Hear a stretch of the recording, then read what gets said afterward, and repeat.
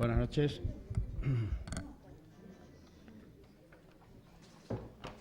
Gracias por venir esta noche a esta nueva edición de la Escuela de Ciudadanos. Le quiero agradecer, como siempre, al concejal de Cultura, Antonio Cava, y al alcalde Miguel Ángel Pozas, que hacen posible el desarrollo de este curso, y a Paqui Díaz Pintado, la directora de la biblioteca, y a nuestro patrocinador de Unicaja, Alfonso Gallego. ¿Por quién lucho yo?, se preguntaba Víctor Manuel cuando compuso la canción El cobarde. 40 años después, creo que todos sabemos ya por qué ha estado luchando todos estos años Víctor Manuel. Hace unos días repasaba una entrevista que le hice en marzo de 1970 en el semanario Mundo Joven, la hermana menor de aquella gran revista antifranquista que fue Triunfo. Contaba cosas de su pueblo, Mieres, de su abuelo Víctor, que más tarde sería el abuelo de media España, de sus padres, a los que ayudaban el almacén de pollos y huevos que tenía la familia para completar el escaso jornal de ferroviario del padre, del tío Kiko, que le enseñó a tocar la armónica. Me contó que a los 10 años soñaba con ser famoso, como Joselito o Marisol, los ídolos de los adolescentes españoles en aquellos años. A los 12 años soñaba con ser futbolista, o ciclista, o torero, pero se inclinó por la canción. Se presentó a un concurso en su pueblo, cantó en la orquesta Bossa Nova, en donde le pagaban 175 pesetas al día, 1,10 €, y un buen día, con 16 años, dejó el colegio de frailes, colgó los libros, era un mal estudiante, decía él, y se fue a Madrid a hacer realidad sus sueños. Cantó en el Price, en un homenaje a Antonio Molina, creo que una sola vez, y en La Voz de Madrid. Grabó 3 discos tan malos que su padre le dijo que no le gustaba ninguno. En parte fue una suerte, porque se encerró en la pensión donde vivía y comenzó a componer. Así nació su primer gran éxito, El cobarde, una canción que marcaba ya el camino que transitaría en las 4 décadas siguientes. Un músico comprometido, como se decía entonces, palabra, por cierto, que habría que reivindicar ahora que estamos sepultados en esta sociedad consumista y pasota. Un compromiso que en aquellos últimos años del franquismo le iba a acarrear muchos problemas. Luchó contra la censura, fue vetado en la única televisión de entonces, Televisión Española, fue acusado de ultrajar a la bandera por la comedia musical Rabos, que tuvo que estrenar en México porque aquí se la prohibieron, junto a su ya compañera Ana Belén. Recibió entonces tantos insultos y amenazas en la prensa del régimen que ambos permanecieron exiliados en México unos cuantos meses. Al poco de volver, la extrema derecha le colocó una bomba en su casa de Torrelodones. Pienso que es interesante conocer aquellos primeros años de Víctor Manuel y aquellas primeras canciones para entender al Víctor Manuel de hoy. Su compromiso no es una pose ni es una moda, es algo profundo que le acompaña desde que salió de Asturias. Releía esa vieja entrevista mientras escuchaba El cobarde. Bala perdida que mata cualquier inocente con ansia de paz, dice una de las estrofas de esa hermosa canción contra las guerras. No me gustan las guerras, me decía entonces, y me acordé, años después, cómo le pusieron a caldo junto a otros muchos compañeros suyos por oponerse a la guerra de Irak. Curioso día en el que Víctor Manuel viene a esta Escuela de Ciudadanos, el día en el que el gobierno español pone las bases y sus aviones y sus barcos a disposición de la OTAN para empezar una nueva guerra, esta vez en Libia. Sí, aquella OTAN a la que también se opuso Víctor Manuel, por cierto, con un socialista en la presidencia del gobierno, Felipe González. Después del cobarde surgieron otras hermosas canciones. Estas sí le gustaban ya a su padre, La romería, Paisariños, El abuelo Víctor. Así hasta hoy. No les voy a detallar el resto de su biografía, ya más próxima en el tiempo y que seguro que conocen ustedes de sobra. Diré solo que en todos estos años ha grabado medio centenar de discos y ha cosechado éxitos tan clamorosos como Quiero abrazarte tanto, Soy un corazón tendido al sol, Solo pienso en ti, una hermosísima canción sobre 2 disminuidos psíquicos, La puerta de Alcalá, La madre, un alegato contra la droga, etcétera, etcétera. Ha cantado solo y acompañado de los mejores artistas que ha dado este país. La gira El gusto es nuestro con Serrat, Ana Belén y Miguel Ríos se recuerda como el mejor espectáculo musical de la década de los 80. Desde hace un par de años recorre España y América Latina con un nuevo espectáculo más intimista, Vivir para contarlo, acompañado por su hijo David al piano, en el que repasa lo mejor de su obra, que por cierto pudimos ver aquí en el Gran Teatro el año pasado. Como saben también es productor de cine y ha dirigido el corto El Club de las Mujeres Muertas, un alegato contra la violencia machista. En fin, este es nuestro invitado de hoy, un hombre tranquilo, honesto, trabajador, que ha luchado no solo por triunfar en su profesión y hacerse famoso, sino por ser mejor persona, mejor músico, mejor compañero, mejor ciudadano. Para terminar, en una de sus canciones, la titulada Por eso estoy aquí, nos da las claves de por qué está esta noche entre nosotros. Porque nunca hizo caso a quienes le dicen preocúpate de tus cosas y manda al resto a paseo. Porque desde niño ha sido un perseguidor de sueños. Y aunque en esa canción dice que la voz se le quiebra cuando quiere dar consejos, estoy seguro de que tendrá una voz firme y segura cuando nos hable de los muchos sueños que todavía tiene. Gracias.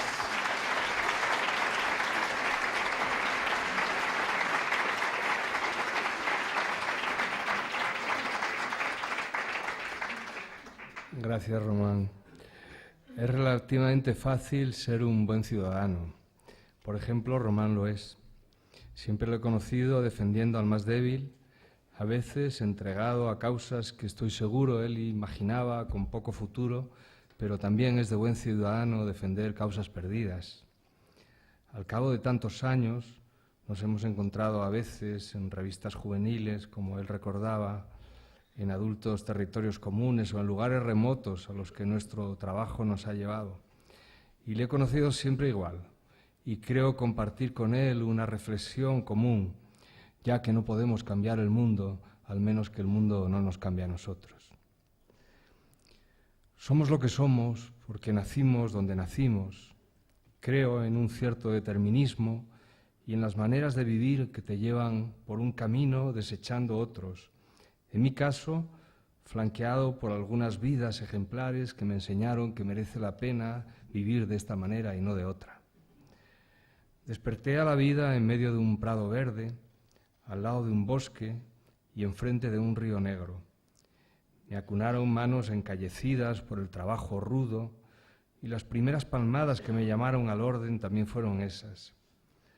Mi padre trabajó en la mina y luego en la construcción del túnel de la Renfe en Olloniego antes de ser ferroviario, donde se jubiló. Así que toda mi infancia giró alrededor de los trenes. La hermandad entre ferroviarios o hijos de ferroviarios existe y puedo demostrarlo. Siempre hay personas que me abordan para contarme que también ellos son hijos del ferrocarril. Me subí a mi primer tren en solitario con 7 años. Tenía el kilométrico que se correspondía por ser hijo del cuerpo y mi padre me subía al tren en Mieres después de darme una ida y vuelta hasta San Juan de Nieva, en el mar, donde acababa el recorrido, y me repetía varias veces antes de subir al tren, como si yo no le entendiera la primera: tú no te bajes. Cuando llegues al final, vuelve otra vez para acá y yo te estoy esperando aquí. Era un juego entre él y yo, del que por supuesto apercibía al revisor del tren para que me echase un ojo. Mi imagen de la felicidad siempre ha sido correr detrás de una pelota por un prado verde y también dejar volar la imaginación enredada en el humo de los trenes que poco más allá ascendían el puerto de Pajares para salir a la meseta castellana. Tengo un primer recuerdo de mí. Debía tener 2 o 3 años. Estoy sentado encima de la mesa de la cocina, mojando pan en un bote de azúcar y atado con un cinturón a la reja de la ventana. Esa era mi guardería. Mi hermano, 4 años mayor, estaría en la escuela, mi padre trabajando y la madre en la huerta o limpiando la cuadra de los cerdos, o yendo o viniendo del mercado o arrastrando sacos de harina para dejarlos en el pasillo de la casa. Eran gente muy humilde. Padre se quedó huérfano y pasó a ser cabeza de familia con 16 años, 4 hermanos y una madre. Su padre, Ángel, cuando acabó la guerra en Asturias, fue detenido y encarcelado en Oviedo, fusilado y enterrado en la fosa común 4 años después, tras un simulacro de juicio.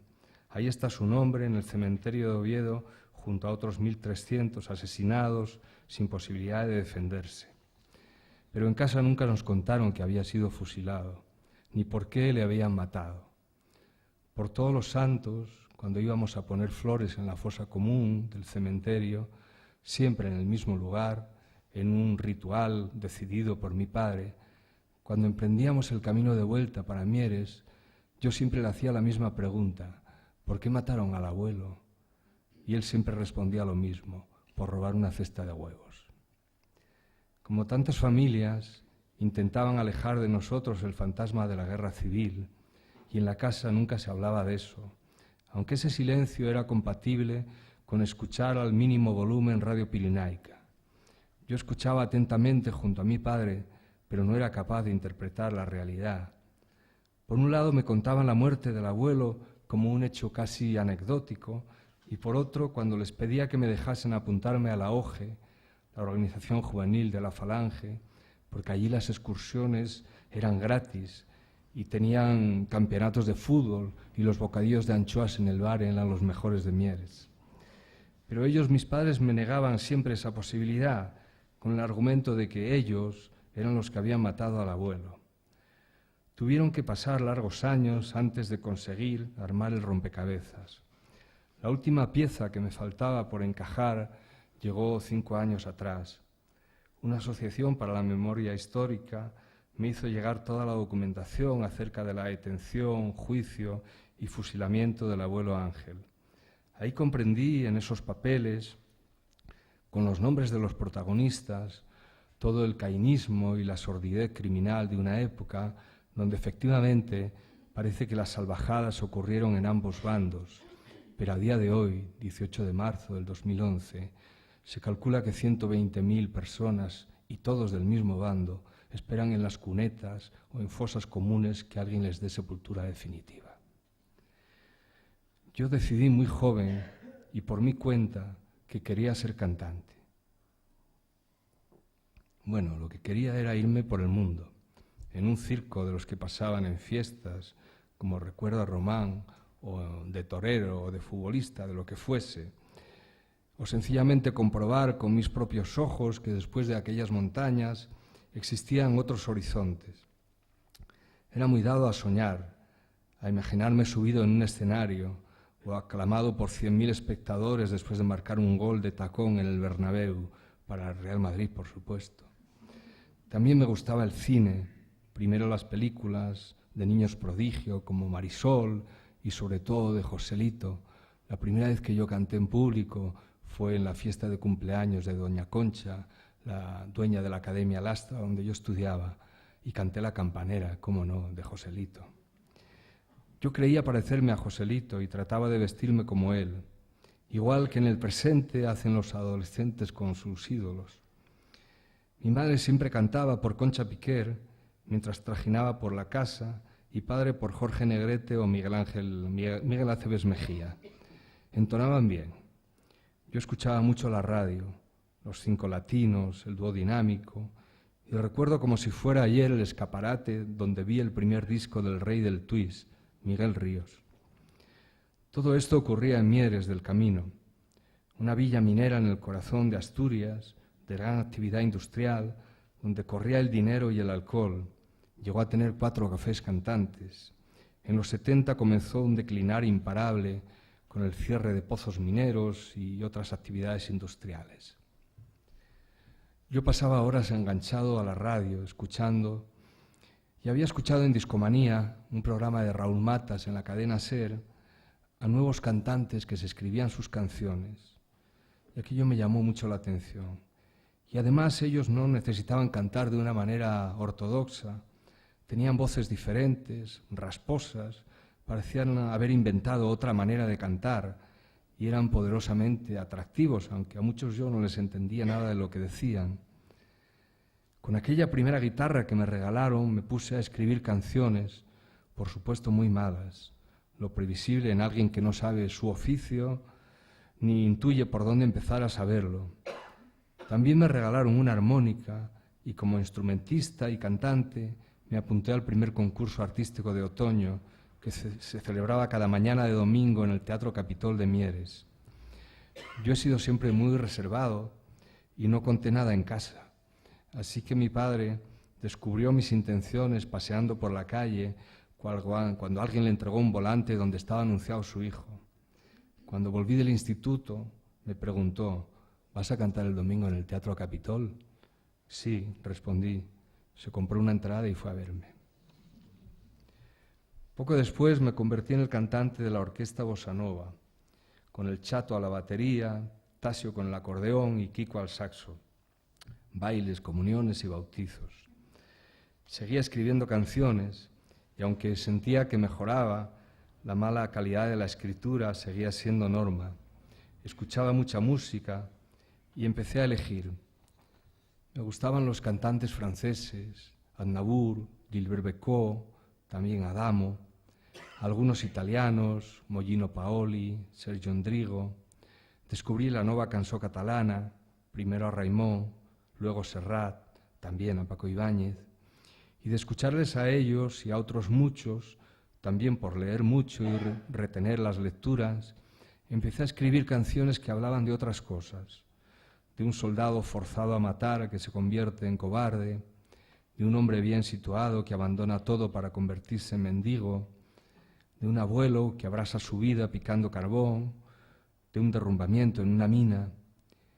Y así, sin pretenderlo, por tratar sencillamente de ser diferente, se me fue complicando el oficio ante mi asombro que seguía pensando de mí mismo que no era un peligro público, vamos, que no era para tanto.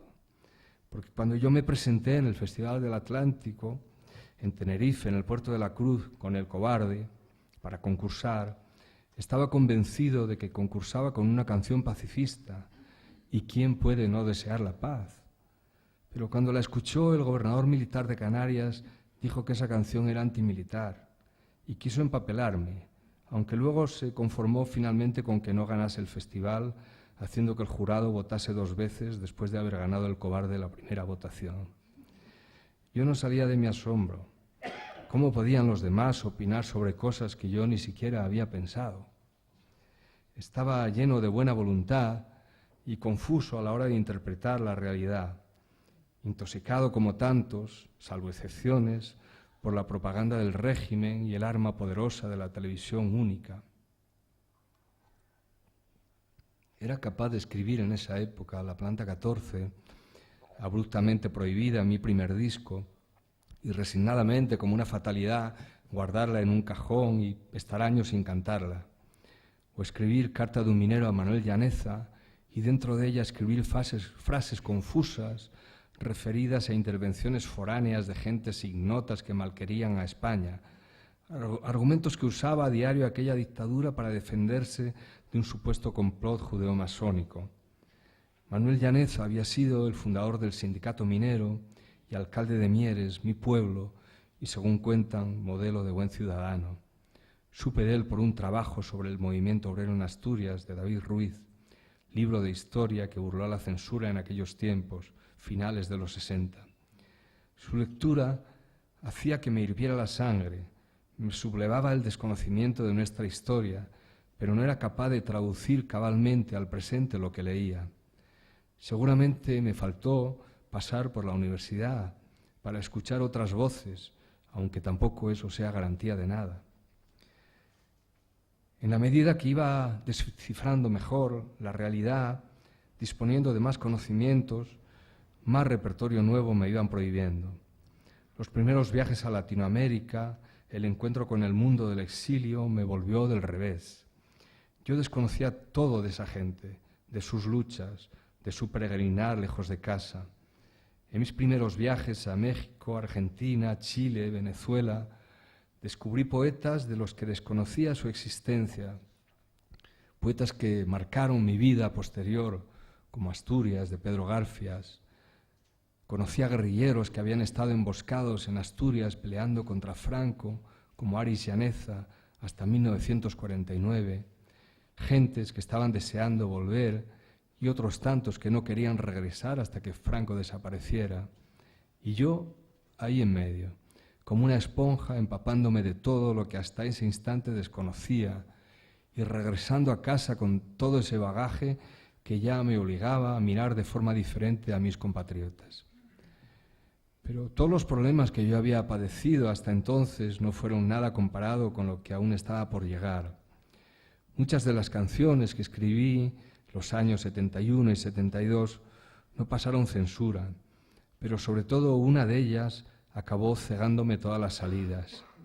Se titulaba No quiero ser militar y enfureció tanto a los responsables del aparato censor que me aplicaron silencio administrativo o algo así, pero que se traducía en que no podía grabar material nuevo mientras ellos no lo autorizasen. La canción era muy panfletaria, muy directa, lo que el cuerpo me pedía, sin más cálculos. Decía, no quiero ser militar si debo poner cadenas al hombre que pide pan, no quiero ser militar si debo servir gobiernos de ladrones con mi sal, y por ahí para adelante, en este tono. Yo sé que nunca debí mandar esa canción a censura, porque ya me sabía la respuesta, pero empiezas a darle vueltas, y la mando, y no la mando, y ¿qué hago? Y la mandas pensando, a ver si le jodo la mañana. Puro infantilismo. Esto enlazó con una comedia musical que escribí y pretendí estrenar, titulada Rabos, y de la que a su paso por censura no quedaron ni las raspas. La verdad es que era un vómito sobre nuestra realidad de 1972, en la que incluso aparecía en escena Sánchez Bella, a la sazón ministro de Información y Turismo y responsable último del aparato censor. Nos fuimos a estrenarla a México y ahí nos estaban esperando. Los periódicos, la televisión, la radio de aquí contaron que pisábamos la bandera española en el escenario, cosa que era incierta, fue la escena que nunca existió. Pero en aquellos tiempos se jugaba con la honra o el prestigio de los demás sin que uno pudiera defenderse en ningún lugar. Eso me radicalizó aún más y ya me quedé para siempre al otro lado del río, pensando que yo, con los que estaban en esta orilla, no tenía nada que ver y que además iban a tener un enemigo jurado para siempre. En la otra orilla había encontrado ciudadanos que parecían pertenecer a esa España que algún día sería posible. No sabía cuándo ni cómo, pero sí que era más justa, más solidaria, más leída. Estaba convencido que aquella España peregrina, más pronto que tarde, regresaría con todas sus banderas. Cuando regresamos de México, 6 meses después de lo previsto, el ambiente era de abierta hostilidad, porque aunque a nivel oficial todo estaba claro, ya se encargaron ellos de no aclararlo públicamente. Así que comenzamos un trabajo de hormiga laboriosa, de puerta en puerta, de escenario en escenario, explicándonos y sin retroceder ni un paso en nuestros principios. Esos fueron los claros resultados de un hostigamiento que consiguió justo lo contrario de lo pretendido, no acallarnos. Todos los buenos ejemplos que yo había tenido a mi alrededor en los primeros años en Mieres encajaban ahora con el mundo en el que me estaba moviendo, en las movilizaciones sectoriales, en la agitación perpetua con la que uno convivía, en la escritura urgente de canciones que por supuesto no sonaban en radio alguna y menos en televisión, donde el veto era absoluto. ¿Y dónde quedaba mi familia en todo este tránsito de su hijo menor? Pues viviendo mis peripecias a distancia, con un gran desasosiego que nunca me transmitieron, aunque mi madre me susurró para que yo lo supiese, que a padre le amenazaban de vez en cuando, dejándole alguna nota en el parabrisas de su coche. ¿Cuántas veces me dijo padre que al abuelo le había matado por una cesta de huevos y nunca se le ocurrió decirme que tuviese cuidado, que el enemigo era temible? Secretamente debió ver en mi vida, la vindicación de su suerte, de su humillada vida, de tantos silencios. Vivir es elegir. Y conviene ser consciente de que no puedes gustar a todo el mundo. Cuanto primero te des cuenta, mejor. Aunque hay gente que se muere sin comprenderlo y pasan por la vida tratando de poner huevos en todas las cestas que se encuentran. Conviene saber pronto que cada decisión que tomes te lleva por un camino y no por otro, que con cada canción que escribes delimitas tu territorio, con cada opinión que manifiestes acerca de la cosa pública, alguien te volverá la espalda, alguien se sentirá irremediablemente ofendido. Así es este país, pero conviene aclarar que en otros países saben diferenciar, compartimentar las cuestiones artísticas y las políticas, pero estos son los bueyes con los que tenemos que arar y no se puede dejar de escribir, de cantar, de opinar porque a otros no les guste lo que dices. Mi generación es el puente que viene de un tiempo en el que los artistas, salvo alguna excepción, esperaban las migajas que caían de la mesa de los señoritos y pasa directamente a depender del sostén que le da el público, ustedes. Su independencia se la regala el espectador que compra una entrada o va a la tienda a comprar su disco. Es otro modelo de artista que se gana su libertad y la defiende con la complicidad de ustedes. Y esto, creo yo, esto y las canciones, claro, es lo que le da su carácter incombustible, su permanencia tan prolongada en los escenarios. Pero ¿de qué hablan cuando hablan de jubilarse a los 67 años? Pero si puedo decirles un montón de artistas en activo y todos tienen más de 67 y además no parece que tengan ninguna intención de abandonar su trabajo por el momento. Ese es otro de los secretos de este oficio, tampoco secreto. Subirte al escenario es volver a nacer, a inventarte cada día. Ahí arriba tienes magnetismo, tienes poder y lo mejor que puede pasarte es que sepas usarlo no solo para ti, también para devolverle a la sociedad los privilegios que te ha dado. Si uno elige militar en un partido es porque está convencido de hacerlo en el lado bueno, o así quiero creerlo, aunque me desmientan todos los tránsfugas que en el mundo han sido. En la militancia y fuera de ella encontré compañeros de viaje que además de buena gente regalaban su tiempo, su esfuerzo para que el país cambiase. Y a imitar ese ejemplo me dediqué desde entonces, regalando parte de mi tiempo, de mi trabajo, para que este país y esta sociedad fueran mejores. Y ya lo creo que lo son. No ha existido en la historia de este país llamado España un periodo tan largo de convivencia pacífica, ni han existido nunca tantas conquistas sociales ni tanta permisividad en las costumbres. Y que dure. Como activo militante de nuestra transición política, pienso en la distancia que pudieron hacerse mejor las cosas, pero estoy convencido que solo se hicieron las cosas posibles, teniendo en cuenta que nadie tenía, ni gobierno ni oposición, un mapa para ver por dónde se salía de aquel laberinto. Se improvisaba todo el tiempo en función de los tirones que daban indistintamente el viejo régimen, los militares como parte de él, y la oposición, que lo querían todo pero con la boca pequeña, no fueron a enfadarse. No puedo imaginar a dónde nos hubieran llevado posiciones maximalistas ni qué desgarros hubieran producido. Pero de aquel tránsito salí muy fatigado. Cuando no tienes aspiraciones políticas, profesionalmente hablando, las peleas internas, la militancia, provoca un desgaste inaceptable. Y yo, allá por 1979, después de varios años en primera línea, el cuerpo ya me estaba pidiendo otras cosas y además tenía un hijo de 3 años con el que me apetecía más perder el tiempo que en reuniones interminables, a veces estériles. Aún así, seguimos Ana y yo militando en el PC hasta 1982. El PC para los jóvenes no es un ordenador,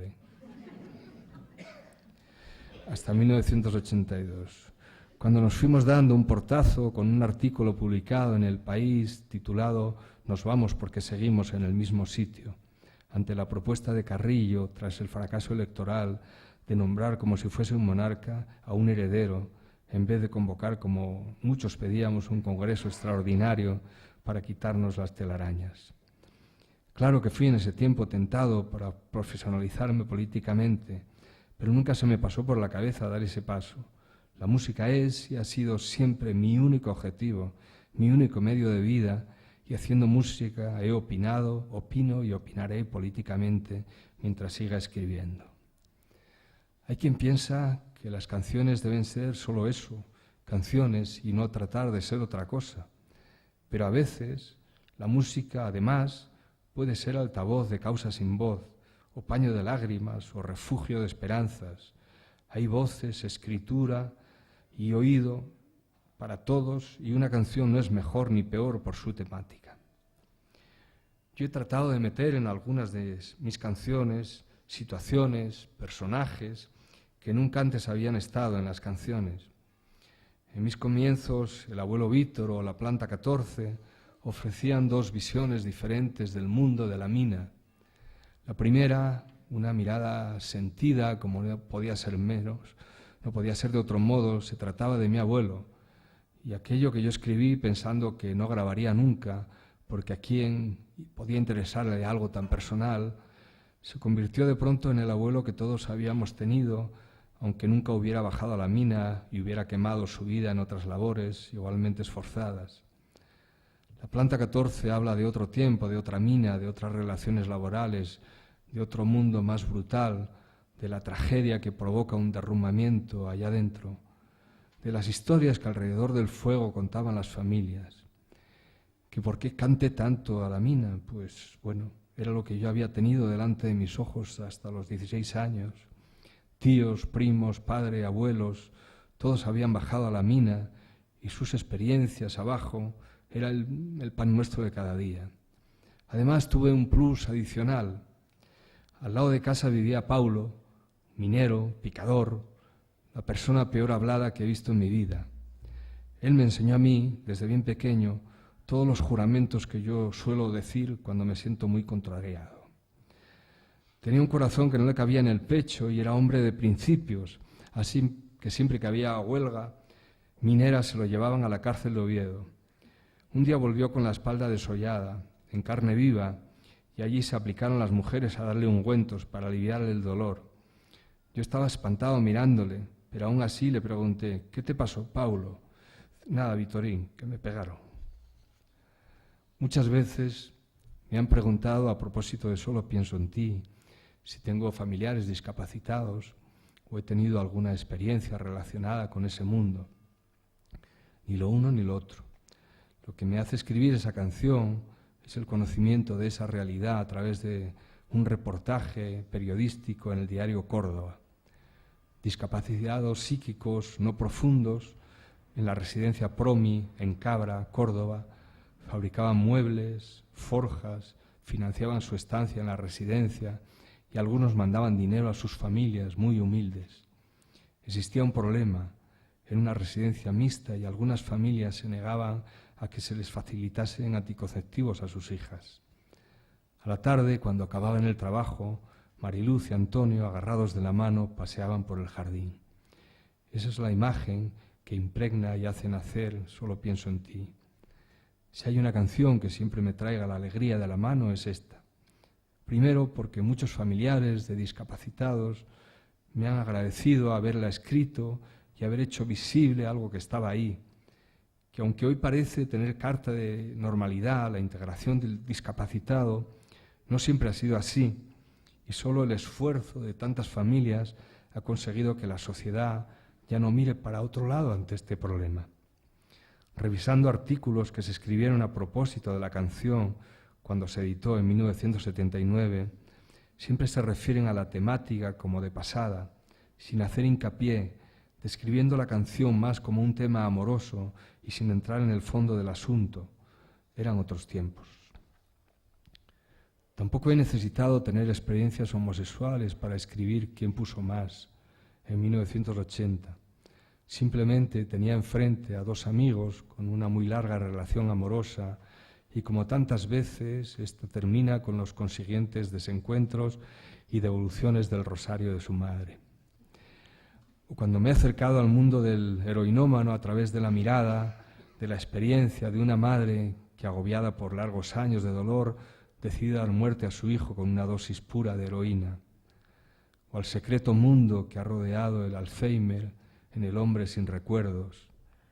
Sabía de la enfermedad, pero no los parámetros en los que se movía.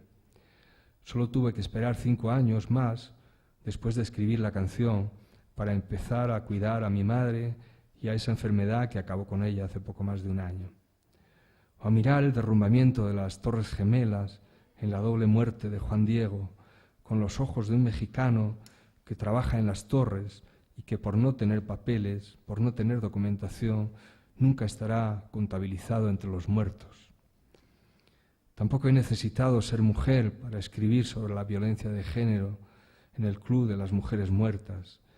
Me basta ser hombre para horrorizarme ante la humillación y el calvario de tantas ciudadanas que a veces, simplemente por no tener independencia económica, tienen que soportar a energúmenos más parecidos a las alimañas que a los hombres. Como no preciso tener a un familiar en una cuneta para hablar de la memoria histórica, en cómo voy a olvidarme, y de la extrañeza que a mí me provoca que gente de orden carezcan de una mínima caridad cristiana y discutan la necesidad que tiene cualquier ser, tenga la ideología que tenga, de enterrar a sus seres queridos. No quiero agobiarles con más títulos ni más canciones. Intento ser un buen ciudadano, regalando tiempo y esfuerzo a los demás, a causas colectivas que a mí me hacen mejor solo con participar de ellas. Nunca he negado una mano que alguien me haya pedido y me he dedicado a escribir canciones que hablan de nosotros, de lo que nos pasa, de lo que queremos ser y de lo que nunca llegaremos a ser. A tratar de que mi oficio, este viejo oficio de escribir canciones, siga siendo artesano, siga mereciendo la pena, y esto será así mientras que uno solo de ustedes esté dispuesto a escuchar esas canciones. Gracias.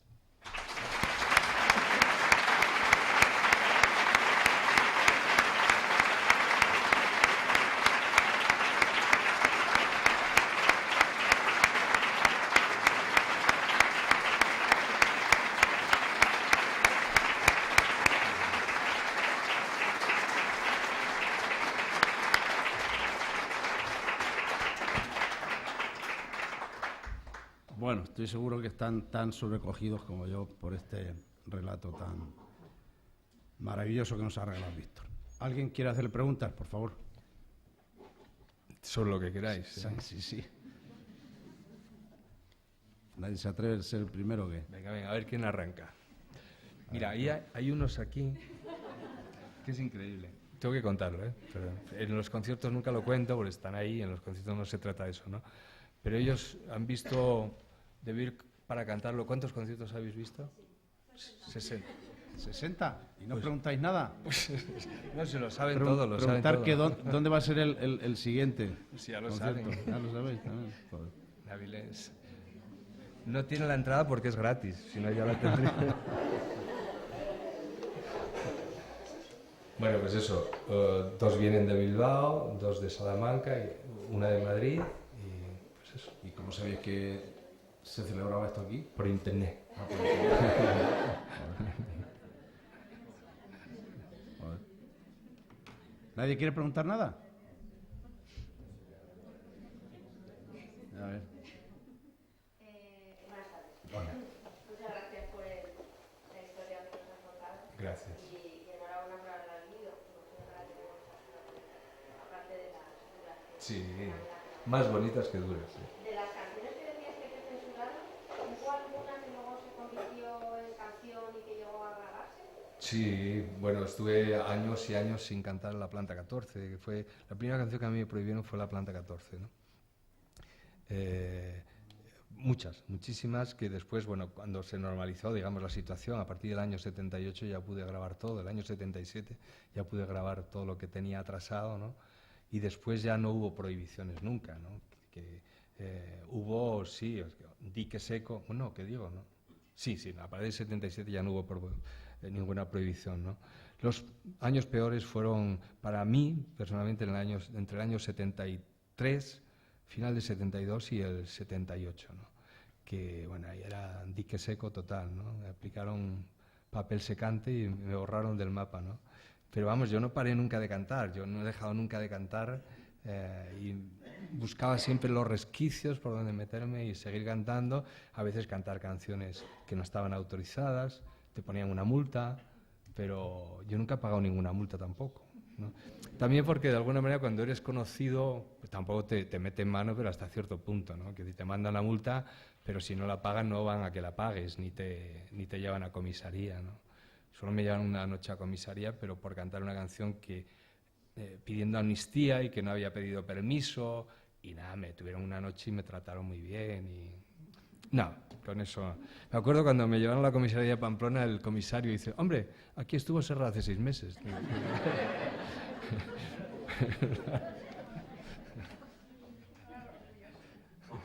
A ver, ¿alguien más anima?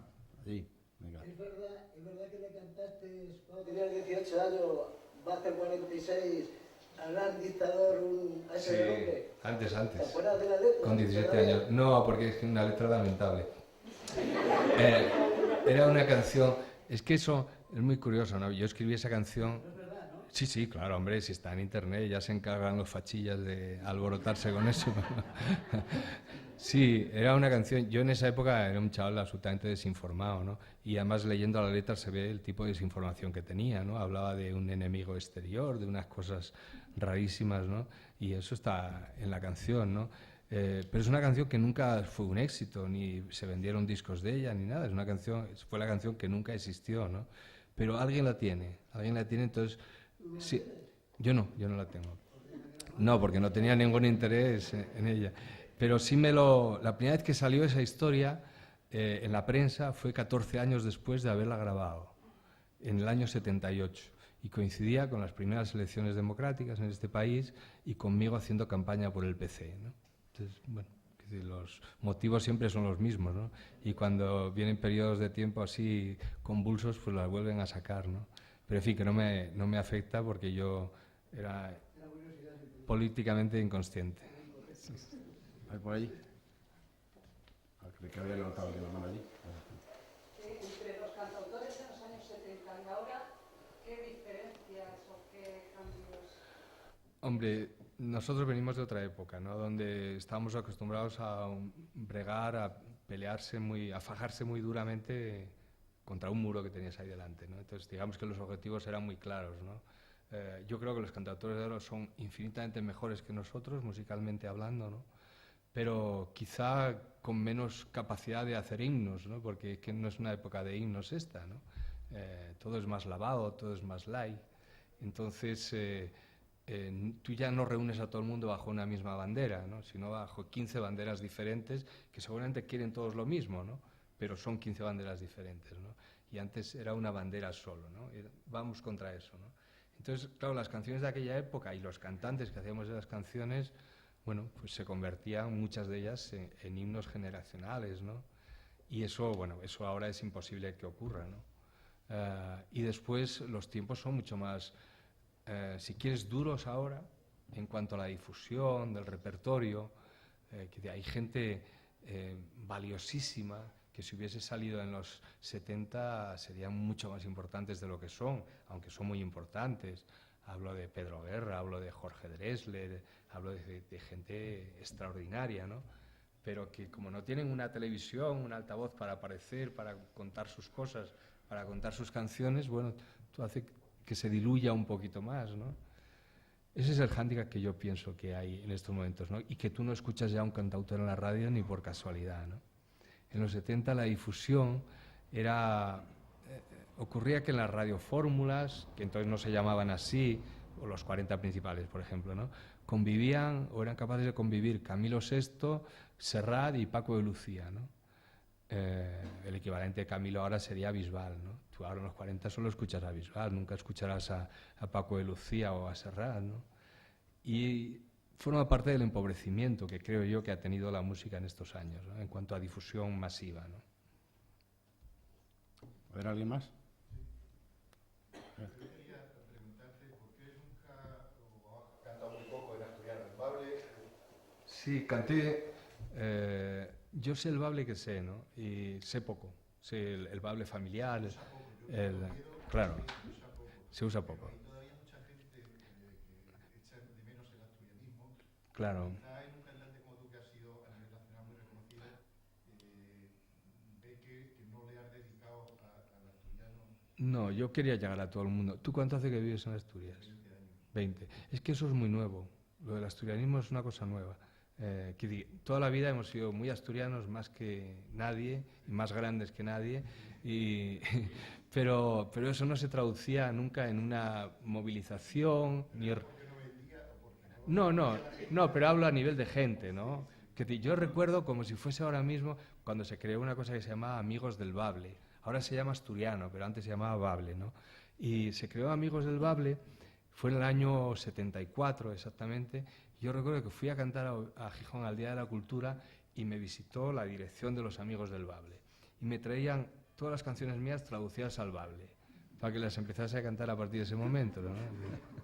el abuelo Víctor, la romería, Planta 14, pero como voy a empezar yo a cantar en Bable a partir de ahora, bueno, quiero decir que el movimiento en su nacimiento fue un poco artificial, ahora está mucho más asentado, hay muchos chavales que estudian asturiano en las escuelas, y yo he escrito muy poco en asturiano porque no he sentido necesidad, he hecho algún disco aislado, he hecho un disco de folclore titulado Verde, donde está todo en el bable ese familiar en el que yo cantaba. Hice un disco posterior que creo que se llamaba 10 también, donde había medio disco en bable, pero no he sentido nunca la necesidad, ni ellos me lo han pedido siquiera. Es decir, los asturianos no me han exigido a mí de ninguna manera, ni por activa ni por pasiva. Sí, llévolo y en cuanto encuentro un asturiano se me dispara el automático y tengo el DGS, yes de Mieres, tienes perro. Eso me sale inmediatamente. A ver, allí. Yo quería preguntarte si eres, cuando cantabas, eras consciente o inconsciente de estar en la piel de tantos jóvenes en una generación tan amplia y si eres consciente, si no te daba vértigo, eso, pues que tantos jóvenes lucharan a tu lado a través de tus canciones. Yo la verdad es que no era muy consciente.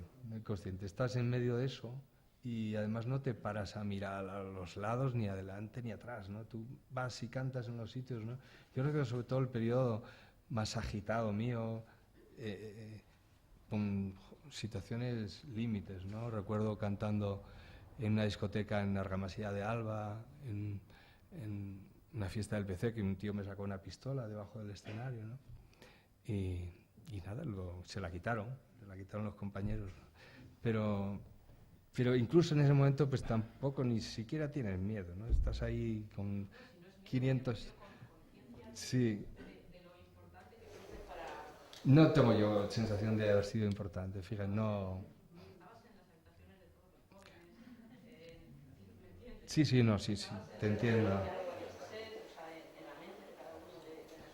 Entiendo y que ha habido canciones que han servido y han estimulado, sí, pero no me gusta pensar nada en eso. Me da mucho vértigo, da vértigo, sí, da vértigo. Y ahora sí me encuentro de repente gente, cuando voy a cantar, ¿no? Que te viene con unos discos que parecen salidos del túnel del tiempo, ¿no? De canciones, claro, que hace muchísimos años que no canto, ¿no? Pero me doy cuenta que sí, que están en sus casas, que los tienen en sus casas, ¿no? Y que los han escuchado, ¿no? Sí. Ahí. Sí, yo te quiero preguntar, ¿qué temas tienes previsto abordar en tus inmediatos proyectos? Pues hombre, no lo sé todavía, tengo que ponerme a escribir, no tengo canciones arrancadas, pero hombre, me gustaría que el siguiente disco fuese por lo menos como el último, ¿no? Que respire vida, que hable de lo que nos rodea, de las inquietudes, ya no mías, sino que tiene mucha gente en esta sociedad, ¿no? En el último disco todo está desde la violencia de género, la memoria histórica o la ecología, que hay un montón de temas, es casi como abrir un periódico, ¿no? Entonces, bueno, me gustaría que fuese así y supongo que va a ser así porque yo ya no sé escribir de otra manera ni lo pretendo, ¿no? A ver. Perdona que me repito. Sí. Has tratado dos veces ahí de una pincelada sobre la memoria histórica en una profunda. Y yo quería recordar un poco que estamos en el 75 aniversario de la muerte de Federico. Y tú has dicho que la gente no ha luchado demasiado. Yo creo que también lo de la memoria histórica, hay familias que no quieren que se recupere. La propia familia de Federico no ha ayudado a que se saquen sus restos o se identifique dónde estaba enterrado. Sí. Mucha gente está a favor del estudio y tal, pero hay también todavía mucha gente que se muestra reacia y quiere mantener el anonimato las sí, cosas entiendo. que No sé. Yo he oído, creo que ya le han hecho un monumento. Sí, están todos los nombres. Sí. Aquí en Manzanares yo creo que todavía no sé si se han puesto los nombres, pero la cosa también está un poquitín a marcha lenta. Yo creo que no se quiere tocar mucho el tema porque puede producir daño y dolor y hay familias que lo aceptan Sí, yo lo entiendo porque, bueno, ha habido, por un lado, gente que ha vivido toda su vida acongojada por aquella historia y que no ha podido superarla nunca, ¿no? Yo cuando escribí la canción sobre la memoria histórica lo escribí por un caso concreto que os voy a relatar. Había una familia en Villafranca del Bierzo que desde que acabó la guerra había estado pagando el alquiler de una parcelita de 200 metros cuadrados que formaba parte de un terreno mucho más extenso para que ahí no se sembrase, porque ahí estaban el padre y 3 hijos ahí debajo y han estado hasta el año pasado, ¿no? Eso sí, estaba claro que querían sacarlos de ahí, ¿no? Entiendo que hay gente que no quiere remover todo eso y que, como la familia de Federico y muchas otras familias seguramente, ¿no?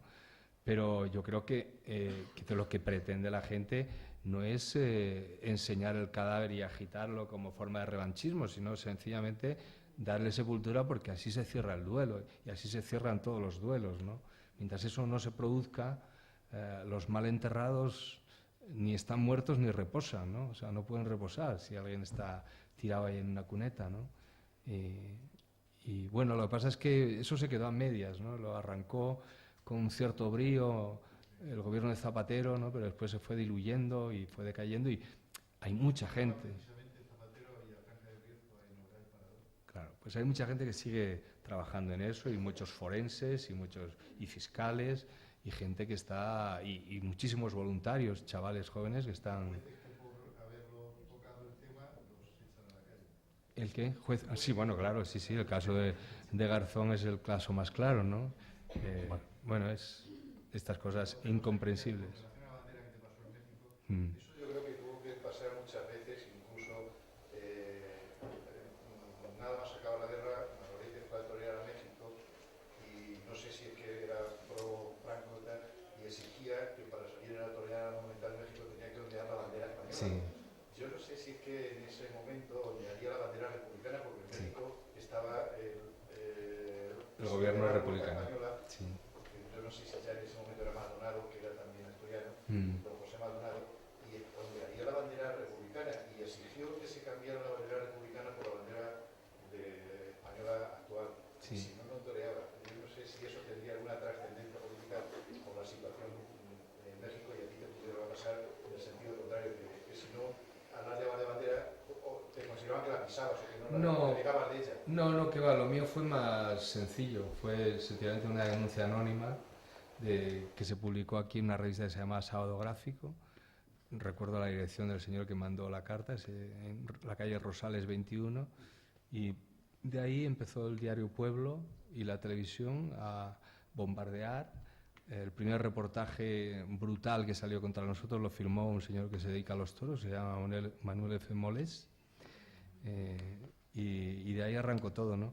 Y después, cuando ya se desencadenó toda la turba, fueron a mirar quién vivía en Rosales 21 y, por supuesto, ese señor no vivía ahí, ¿no? No, como tantas, en fin, a otros chavales, a algún estudiante lo tiraron por la ventana, hay cosas infinitamente peores de lo que a nosotros nos pasó, ¿no? Supongo que cosas que conocemos y que no conocemos, ¿no? Pero bueno, eran las prácticas habituales de esta gente, ¿no? Era, bueno, echar mierda encima. Sí dijeron, sí sé que dijeron a un cierto nivel y dicen, no, es que hay que castigarles a estos chavales que son muy rebeldes y tal, ¿no? Éramos jovencillos y tal y no les gustábamos mucho porque no nos habíamos casado por lo religioso, nos habíamos casado por lo civil. Y en Gibraltar. En Gibraltar, ¿no? Cuando todos los ejemplos era que iban los artistas al Pilar de Zaragoza a casarse, ¿no? Y entonces lo nuestro, bueno, era como pequeño apunte, ¿no? Les jodió mucho, ¿no? Les jodió porque dábamos mal ejemplo, evidentemente, ¿no? Después, al cabo del tiempo, todos los que se casaron en el Pilar están separados, ¿no? Pero bueno, eso es otra cosa, ¿no?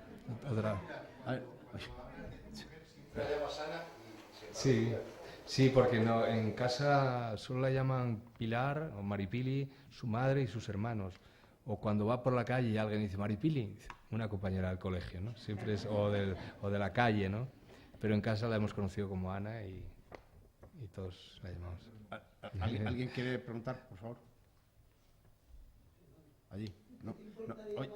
Bajo el pensamiento de que este país un día, por lo menos por el parte del cercano, quería estableciéramos el Estado democráticamente y fuéramos un Estado republicano? Hombre, sería estupendo. Sería estupendo y sí, no tengo nada contra el rey ni contra la familia y no me parecen un estorbo, ¿no? Como a otra gente le pueden parecer, ¿no? Pero en fin, yo preferiría elegir a la jefatura del Estado, claro. ¿Hay alguna pregunta más? Si no, yo le voy a hacer una. No, es que hablando de los himnos y de que ahora no se hacen himnos, pero ante esta izquierda tan desolada y tan desarbolada y esta falta de líderes en la izquierda, no me refiero solamente a España, sino que en Europa hay 27 países en la Unión Europea y, si no me equivoco, 24 están gobernados ahora mismo por la derecha y algunos casi por la extrema derecha. Es decir, ¿no haría falta nuevos líderes y nuevos himnos? Sí, lo que pasa es que yo creo que es complicadísimo. Es que los tiempos ya no propician la llegada de líderes fuertes, consistentes. ¿No ves que los políticos ahora son como desteñidos todos, ¿no? Son como lavados, ¿no? No es por reivindicar otro tiempo, ¿no? Pero evidentemente y ya no hablo solo de España, puedo citar a Mitterrand o a Willy Brandt, o en fin, políticos europeos o políticos de este país como Felipe González, que eran como gente consistente, que les pasaba algo por la cabeza, ¿no? A los de ahora parece que no les pasa nada por la cabeza, ¿no? Es como una cosa rara, da igual que sean de izquierda que de derechas, ¿no? Y yo creo que pasa un poco en general en toda Europa, ¿no? La gente se ha ido acomodando, parece irreversible esta situación que tenemos, el mercado es el rey del pollo frito y no parece que nadie tenga otra alternativa diferente a esta economía brutal, a esta situación. No veo yo en el horizonte absolutamente nada. Yo creo que a la izquierda la hizo polvo la caída del muro de Berlín, evidentemente, ¿no? Yo siempre, haciendo risa, siempre pongo como ejemplo cuando hay algo de lo que opinar, ¿qué dice Triunfo, ¿no? Porque es que en nuestra época teníamos como referencias, ¿no? Había como faros a los que leías y ahí, a partir de ahí, tenías como una opinión, podía ser tuya o lo podías mejorar o contrastar, ¿no? Pero con la caída, digamos de ese dique de contención, también el capitalismo se ha envalentonado y ya no le teme a nada, ¿no? Es decir, la precariedad en el trabajo, el chuleo con la juventud, con los contratos temporales y tal, es una cosa absolutamente vergonzosa. O sea, estamos, yo creo, cerca del precapitalismo, ¿no? Llegaremos algún día al siglo XIX, en cualquier momento, ¿no? Voy a contar un chiste que se dice en Cuba, país que tú has visitado mucho, dice que vamos tan para atrás, que a este paso vamos a conocer a José Martí personalmente. Pues aquí igual, aquí terminaremos conociendo a Cánovas y Sagasta en cualquier momento. Digo Sagasta por no citar solo a Cánovas, ¿no? Que luego alguien se molesta. Es que eso yo lo veo en el sector nuestro, ¿no? La precariedad, por supuesto, en el trabajo es como prácticamente ya en todos los puestos de trabajo, ¿no? Pero yo que a veces, ya hace tiempo he dejado de verlos, ¿no? Veo algún contrato de los que le mandan a mis hijos para trabajar, ¿no? Y son contratos que a ti no te presentaban cuando tenías 20 años. O sea, no, son de una ignominia, son tan fascinerosos, ¿no? Que dice, pero es que les piden derechos a ellos que ni siquiera pueden cobrarlos, ¿no? Que por si un día en el futuro cambia la ley de propiedad intelectual, ellos ya se adelantan ahora y ya les piden unos derechos por si un día los pueden cobrar, ¿no? Y la gente o traga o no trabaja, ¿no? Y ese es el problema, ¿no? Es insaciable. Pues nada, les recuerdo simplemente que la última conferencia de este curso será el próximo mes de abril, el día 29, viernes. Estará aquí Celia Sánchez, que es una escritora, Celia Sánchez, que es una conocida líder de la Revolución Cubana, y como hemos hablado algo de Cuba, dicen que era la única mujer que realmente estuvo enamorada de Fidel Castro, me he equivocado, Clara Sánchez, que es ganadora del Premio Nadal y del Premio Alfagora de novela. Y sus obras, por cierto, las pueden encontrar aquí en la biblioteca y se los recomiendo que las vayan leyendo. Y de nuevo, muchas gracias, Víctor, porque ha sido muy interesante esta... Muchísimas gracias. ¿Alguien estuvo en el concierto del Bill para cantarlo? Sí, alguien. Alguien, mira, muchos. Sí. Qué bueno. Muchísimas gracias. Muy bien. Bueno, gracias. Bueno, a ver, perdón. Venga.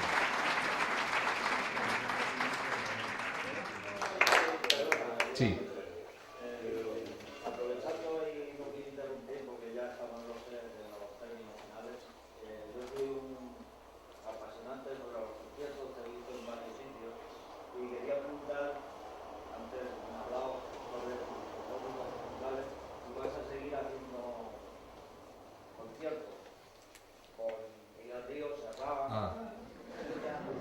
Sí, esos son macroconciertos.